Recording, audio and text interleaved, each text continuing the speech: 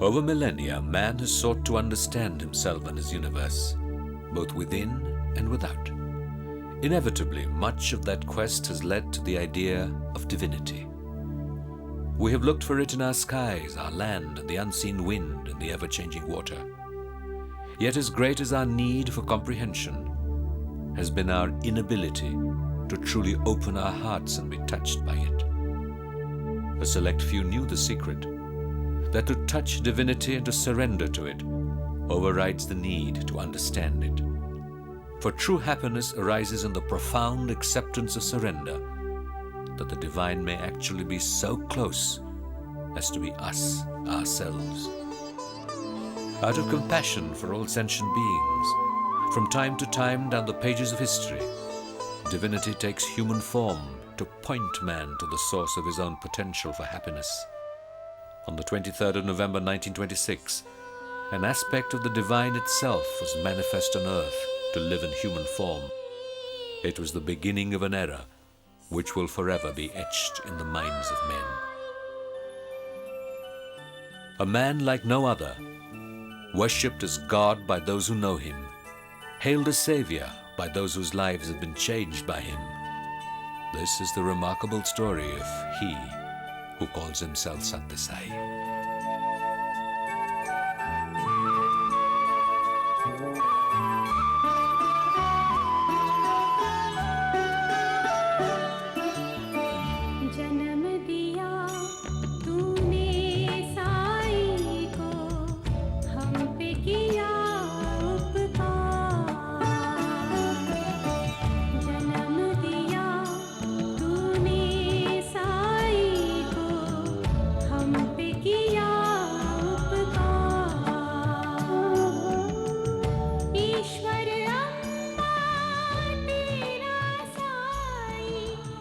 In a remote backward village called Puttaparthi in Andhra Pradesh lived a rural peasant couple named Venkappa Raju and Ishwara Amba.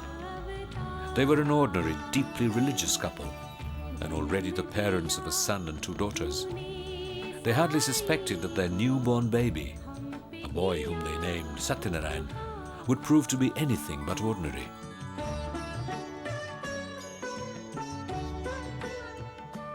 Little is known about Satyanarayan's childhood, collective memory being the only document of that time.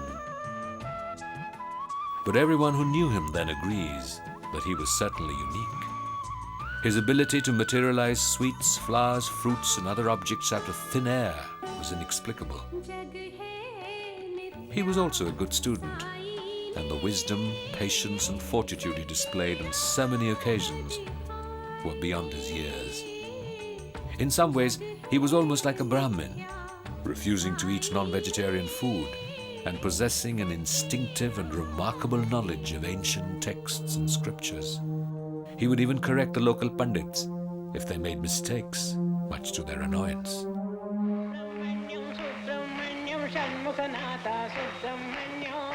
His love for music and devotional songs is still remembered by the villagers. He even started a traveling bhajan group with a group of boys, which was an instant hit with the pious and the God-revering local people.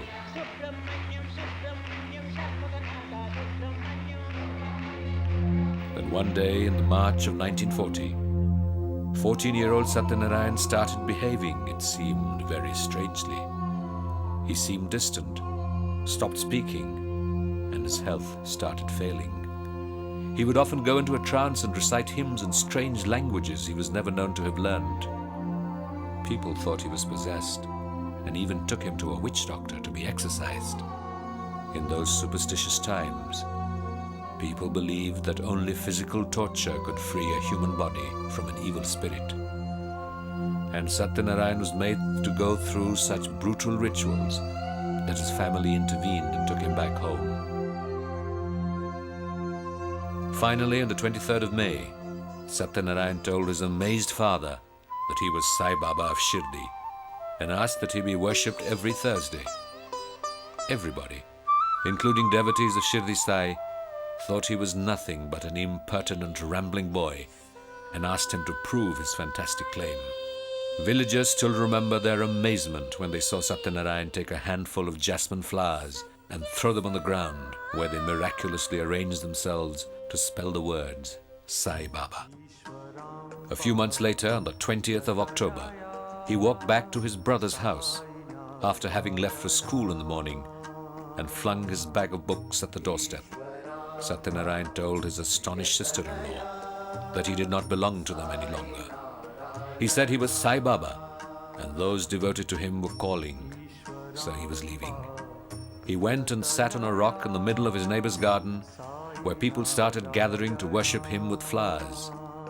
Amongst the first things he did as Sri Satya Sai Baba was to lead the congregation in devotional songs that have since become a familiar hallmark. Sai Narayana, Satya Narayana, Sai Narayana, Satya Narayana, Sai Narayana, Satya Narayana.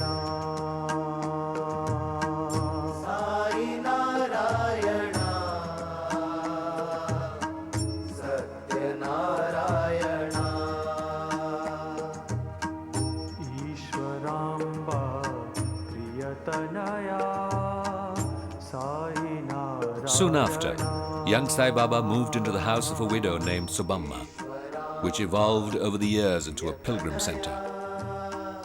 People came from far-off places to worship Sai Baba after hearing about his miraculous healing powers. A small ashram grew around the home where devotees would live and interact with Satya Sai every day. In the evening, as the sun set over the Chitravati river, Sai Baba would perform leelas for his devotees by materializing idols, images, and even exotic fruit from the sands. Sometimes he would disappear, only to appear again in a tree. He would engage them in conversations about spirituality and use his powers to teach them lessons about life, God, and Dharma.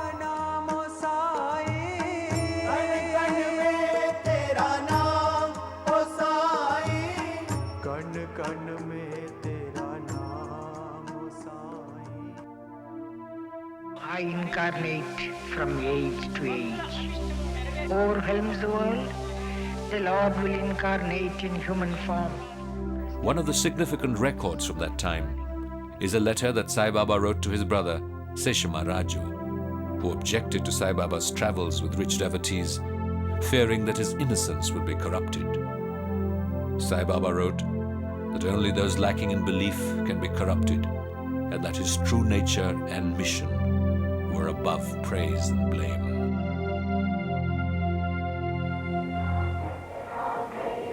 नित्य नित्य जपिए तेरे नाम की बोलो नित्य नित्य जपिए नित्य नित्य जपिए तेरे नाम की बोलो नित्य नित्य जपिए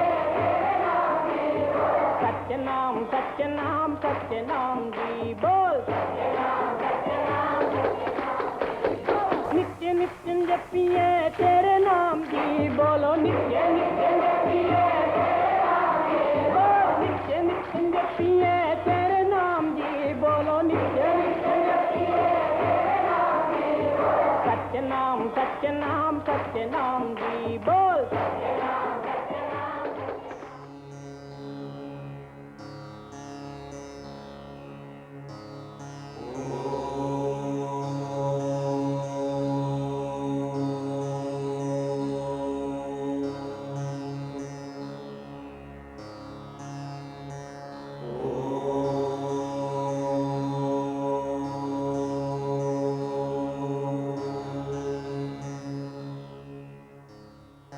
Oh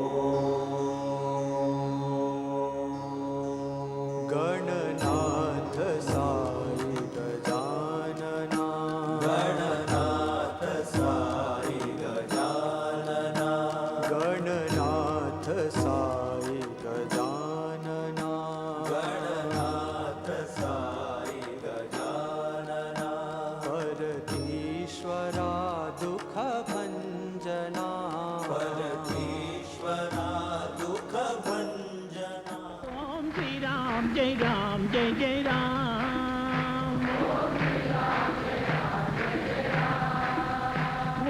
In the early days, many of Sai Baba's devotees formed close relationships with him.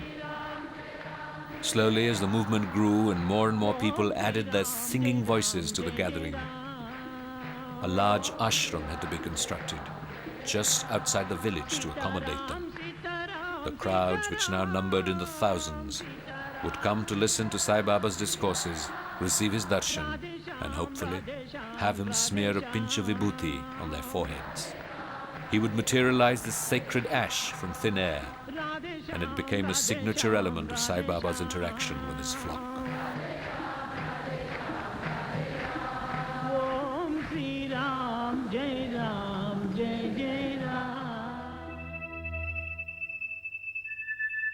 Sometimes we tend to take for granted the precious web of life that surrounds us, be it in the glistening ripples of a sunlit pond or the silent dance of a flower in the wind. We forget that all life, including us, is made of the same elements, and to those same elements all life shall return.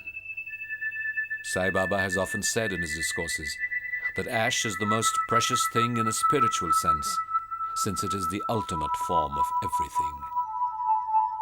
Perhaps if we realize this link between us and everything else, we will treat all life with respect. It is to these ideals that Sai Baba constantly encouraged his devotees to aspire to.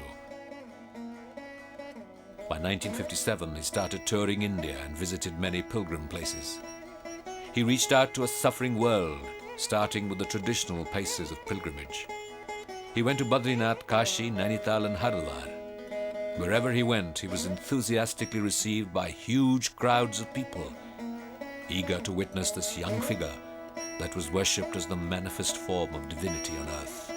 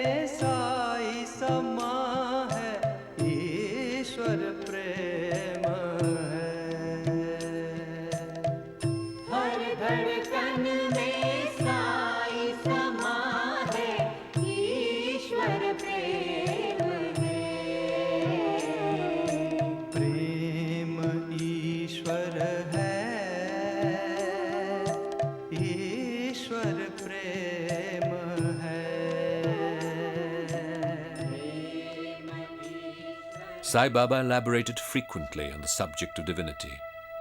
He told his devotees the story of how the great sage Bharadwaj was given a boon by Lord Shiva and Parvati.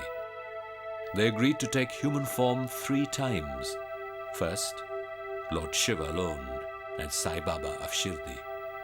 Then Shiva and Shakti together as Satya Sai Baba. And finally, Shakti alone will appear as Prema Sai.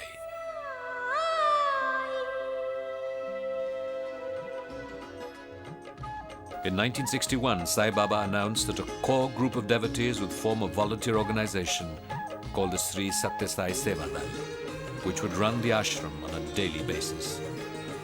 This would be a labor of love, but also a test of patience and endurance, for those devotees who made serving Sai Baba their life's mission.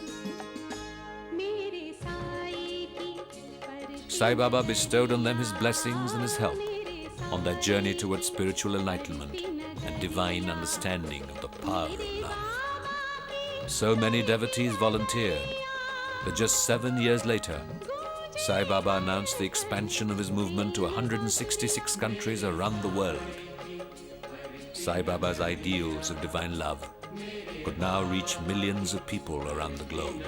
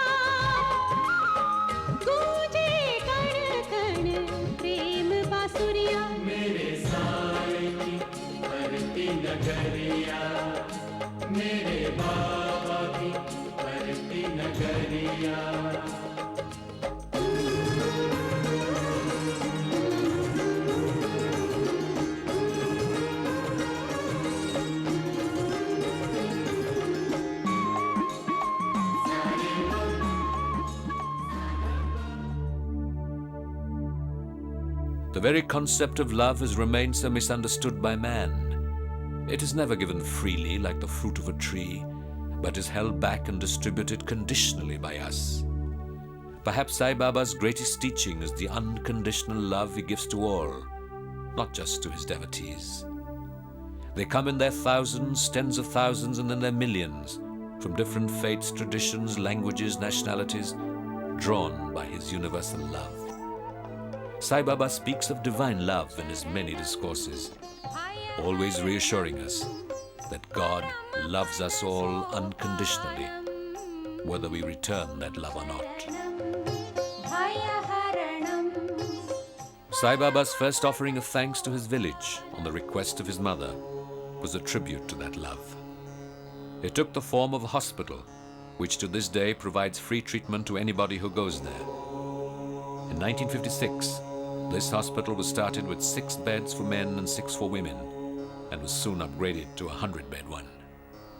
Today, however, it pales in comparison to the world-ranking super specialty hospitals, which stand proudly in Puttaparthi and Whitefield.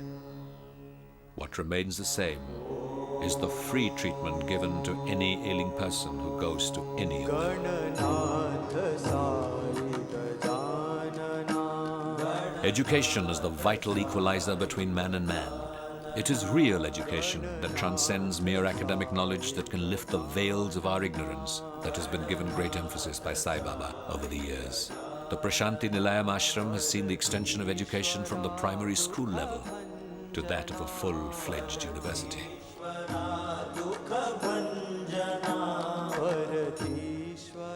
In towns and cities all over the world, numerous schools and colleges have been inspired by the value education, promoting secular values that Sai Baba has spawned. The first of many being the Ladies' College at Anandpur, which was inaugurated by the then President of India, Shri B.V. Giri.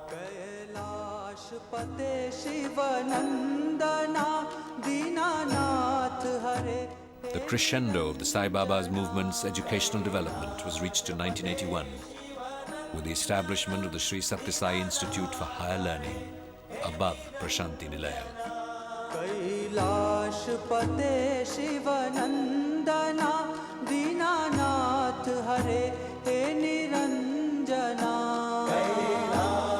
पते शिवनंदन दीननाथ हरे हे निरंजना सिद्धि प्रदाता शुभानना जगदीश्वर शांति निकेतना सिद्धि प्रदाता शुभानना जगदीश्वर शांति निकेतना सिद्धि प्रदाता शुभानना जगदीश्वर शांति निकेतना सिद्धि प्रदाता शुभानना जगदीश्वर शांति निकेतना जगदीश्वर शांति निकेतना जगदीश्वर शांति निकेतना जगदीश्वर शांति निकेतना जगदीश्वर शांति निकेतना गणनाथ साई गजानना गणनाथ साई गजानना गणनाथ साई गजानना गणनाथ साई गजानना परतीश्वरा दुख भंजना परतीश्वरा दुख भंजना परतीश्वरा दुख भंजना परतीश्वरा दुख भंजना Gananath Sai Gajanana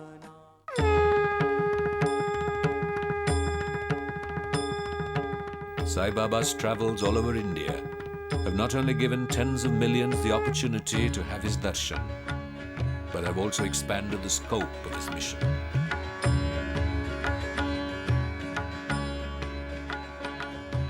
He has established centers in metropolitan cities like Delhi and Mumbai, as well as in pilgrimage sites around the country. In 1968, Sai Baba went abroad for the first time at the request of devotees. His visit to South Africa had a profound impact on the local Indians and increased international interest in his movement. हर हर शंकर सांब सदा शिव ईशा महेशा हर हर शंकर सांब सदा शिव ईशा महेशा तांडव प्रिय कर चंद्रकलाधर ईशा महेशा तांडव प्रिय कर चंद्रकलाधर ईशा महेशा तांडव प्रिय कर चंद्रकलाधर ईशा महेशा तांडव प्रिय कर चंद्रकलाधर ईशा महेशा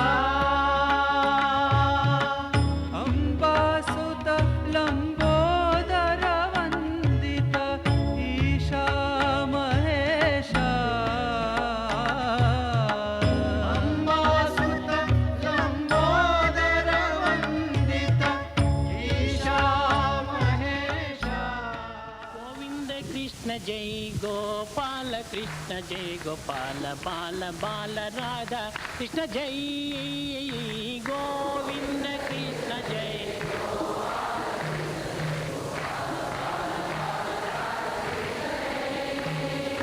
गोविंद कृष्ण जय While thousands of devotees flocked from all over the world to collectively sing with Sai Baba in the new Sai Kulwant Hall and to watch him perform Vibhuti Abhishekam during the festival of Shivratri, even a greater number of the poor and the disenfranchised were getting free health care from voluntary doctors at Sai Baba's clinics.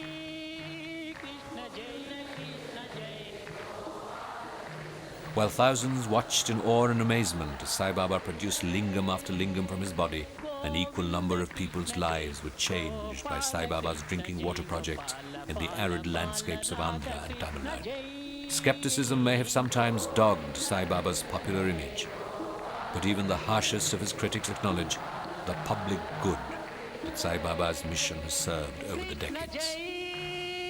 Krishna Jai, Krishna Jai.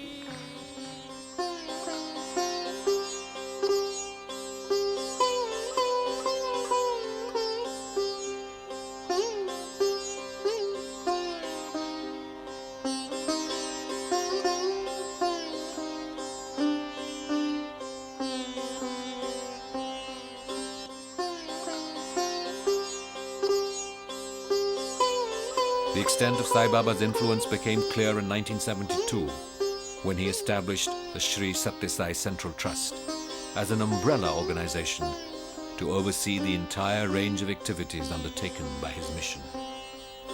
Within a handful of years, the trust would have 10,000 employees and over 100,000 volunteers to work and monitor the 30,000 Sai centers around the globe and the countless Sai institutions providing social, medical, educational, and spiritual succor to tens of millions of people. Rama Rama Gunadhama Rama Saketa Sarvabhauma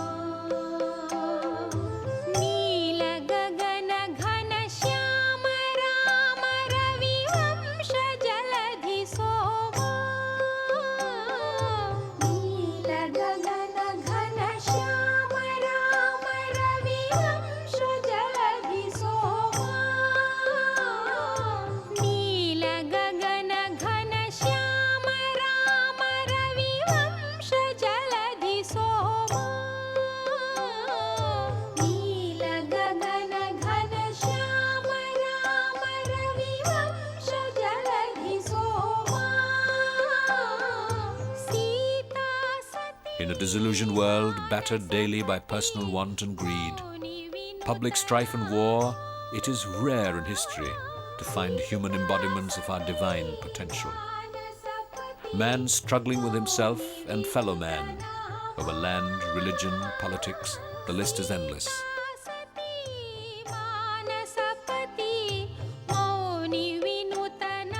One of Sai Baba's principal ideals, especially of late, is to urge unity and harmony between people. He says that religion and country don't define us. We're all part of humanity under a single guiding hand, God. Allah tum ho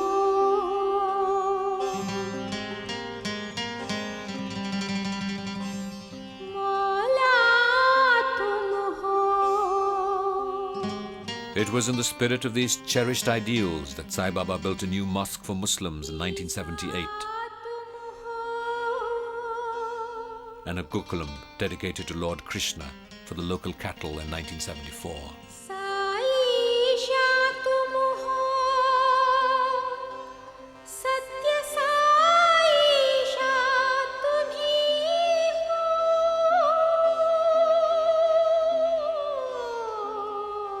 ho Unity and harmony have been the focus of many world conferences and events held at Prashanti Nilayam over the years. And recently the Unity Cricket Cup, held in the campus stadium in 2001, was attended by national leaders and sportsmen alike. In fact, the logo that Sai Baba chose for his mission represents unity, and as he once told a delighted devotee, it is meant to fuse rather than confuse the world. जय जय साई श्याम आगे गोपाल जय जय साई श्याम प्रेम भरो दिल में हमारे साई राम प्रेम भरो दिल में हमारे साई राम प्रेम भरो Today, crowds of people flock to the town of Prashanti Nilayam to be granted a darshan of Sai Baba. He walks amidst them, as he always has, taking their letters and allowing them to prostrate at his feet.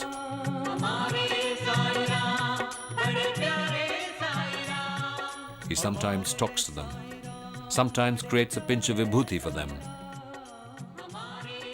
And on occasions like Shivratri, Buddha Purnima, Onam, Christmas, and the Chinese New Year, he allows them a tiny glimpse of his divinity by displaying his extraordinary powers.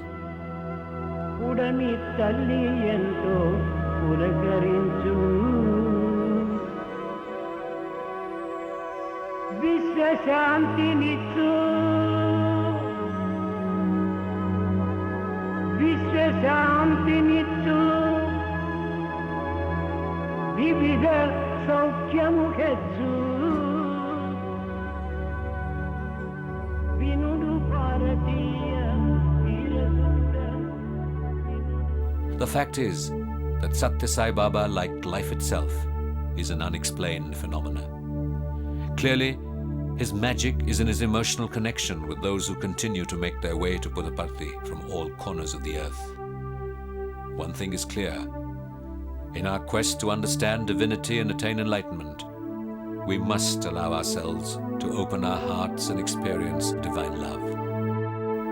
And divine love is really what Satya Sai Baba is all about.